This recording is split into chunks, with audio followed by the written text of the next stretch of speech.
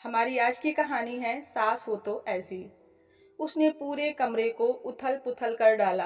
एक एक कपड़ा और अलमारी को हर तरह से चेक कर डाली। ना जाने कितनी बार अपने पर्स को खोल के देख डाला। बिस्तर को भी कई बार झाड़ झाड़ के चेक किया। कमरे के कोने कोने में कई कई बार ढूंढ डाला, पर उसके गले की चेन कहीं न मिली। आज ससुराल में वह बीवी का दूसरा ही दिन था और ना जाने चैन कहाँ चली गई। वो तो हमेशा उसके गले में ही रहती थी। घबराहट के मारे उसका गला बार बार सूख रहा था। समझ नहीं आ रहा था क्या करे, क्या जवाब देगी वो सबको। सास न जाने क्या क्या कहेगी। उसकी सहेलियों ने बताया था कि ससुराल में सास का ही शासन चलता है, बड़ी ही खतरनाक होती है। वो बिल्कुल ललिता पवार जैसी। ये ख्याल आते ही उसे ठंड में भी पसीना सा आ गया। कैसी लड़की मेरे घर आई है, आते ही इतनी लापरवाही, क्या सिखाया है इसके मायके वालों ने। सास ना जाने क्या क्या कहेगी। हे ईश्वर, प्लीज मदद कर।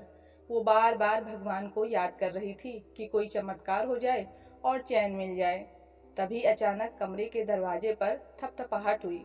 उसने झट से अपने चेहरे के भावों को नॉर्मल करने की कोशिश करते हुए अस्त व्यस्त कमरे को व्यवस्थित करने की कोशिश की। पर दरवाजे की तेज होती आवाजों के साथ आई सास की आवाज, बहू ओ बहू, ने उसे दरवाजा खोलने को मजबूर कर दिया। दरवाजा खुला तो सामने सास खड़ी थी। उसे सास में साक्षात ललिता पवार नजर आने लगी थी। बेटी, काफी देर से तुम कमरे से निकली नहीं, तो सोचा देख आऊं। बड़े ही अपनत्व से सास ने उससे कहते हुए कमरे में कदम रखा और कमरे में नजर पड़ते ही अचरज से थोड़ी तेज आवाज में बोली, अरे ये सब क्या है? क्या हाल बना रखा है कमरे का? और ये सारे कपड़े अलमारियों से बाहर क्यों पड़े हैं? हुआ क्या? सास ने पलटते हुए उससे पूछा। तुम इतनी घबराई हुई क्यों हो? तबीयत तो ठीक है? उसके चेहरे से उड़ती हवाइयां देख सास ने उसके माथे पर हाथ रखते हुए पूछा। वह भी घबराहट और डर से सूखते गले से रुंधे हुए स्वर में रुकते रुकते बोली, वो जी, मेरी चैन। वो मम्मी मम्मी कहते वो रो पड़ी। चैन? अरे तो रो क्यों रही है? वही बात ही तो बताने आई थी। एक बार पूछ तो लेती, तेरी चैन मेरे पास है। रो क्यों रही है पगली? सास उसको अपने गले से लगाते हुए बोली। मेरी चैन इनके पास कैसे? वैभवी के दिमाग में ये सवाल आया ही था कि उत्तर भी मिल गया। तू अपनी चैन गलती से बाथरूम में भूल आई थी, शायद सुबह नहाते वक्त उतारा होगा और पहनना भूल गई। वो तो अच्छा हुआ तेरे बाद मैं नहाने गई थी, तभी नजर पड़ गई और मैं ले आई। सोचा जब तू कमरे से बाहर आएगी तो बता दूंगी। और तूने पूरे कमरे को महाभारत का युद्ध मैदान बना डाला। सास ने हंसते हुए कहा, बस इतनी सी बात थी और तुमने ना जाने मेरे बारे में और ससुराल वालों के बारे में क्या क्या सोच डाला होगा। तुम यहाँ बहू नहीं, हमारी बेटी बनकर आई हो।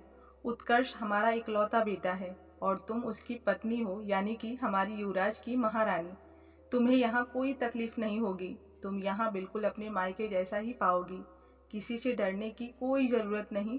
बस संस्कार और परंपराएं हर घर की पहचान होती हैं, जो कभी न खोने पाए। मैं जानती हूँ कि हर लड़की कुछ अरमान सजा के ससुराल आती है और साथ में ससुराल वालों, खासकर सास के बारे में ना जाने क्या क्या तस्वीरें मन में बना लेती है। मैं भी जब यहाँ आई थी तो अपनी सास को ललिता पवार जैसी सोच के ही आई थी, पर वो तो निरूपा राय से भी अच्छी निकली। उसकी सास ने माहौल हल्का करते हुए मुस्कुराते हुए बोला। सास के मुंह से ललिता पवार का नाम सुनते ही उसे अपने मन की बात याद आ गई और वैभवी के होठों पे मुस्कान तैर गई। मैंने जो भी सीखा है उनसे ही सीखा है। मैं नहीं जानती कि मैं उनके जैसी हूँ या नहीं, पर तुम्हारी माँ के जैसी जरूर बनने की कोशिश करूंगी। तुम अभी नई हो इस घर के लिए और घर तुम्हारे लिए, पर अगर तुम इस घर को अपना समझोगी तो ये घर भी तुम्हें अपनापन का एहसास कराएगा। तुम्हें यहाँ एडजस्ट होने में थोड़ा वक्त लगेगा, पर हम माँ बेटी मिलकर सब संभाल लेंगे। ये लो अपनी चैन। चलो हम माँ बेटी इस महाभारत के मैदान को खूबसूरत कमरा फिर से बनाते हैं।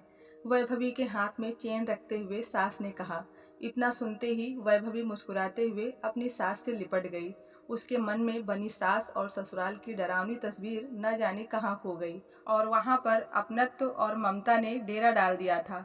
अब ससुराल उसे घर जैसा लग रहा था, जैसे बिल्कुल उसके मायके की क्यारी में लगा हुआ खूबसूरत गेंदा का फूल। दोस्तों, बस यहीं तक थी कहानी। पसंद आई हो तो प्लीज़ वीडियो को लाइक, सब्सक्राइब एंड शेयर करना ना भूलें। मिलते हैं नई कहानी के साथ, तब तक के लिए धन्यवाद।